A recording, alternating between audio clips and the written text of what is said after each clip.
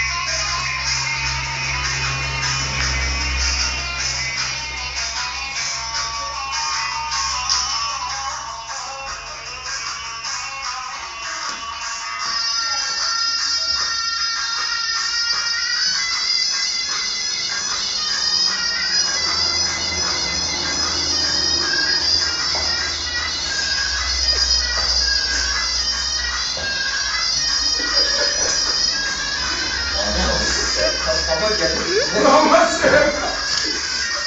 Maşallah.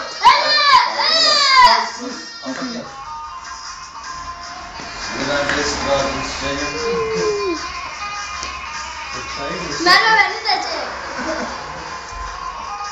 Çekiyorum.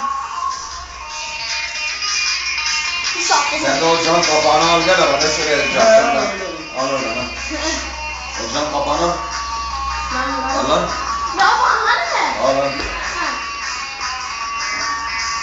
Getir hele ben de. Getir. Durdurayım.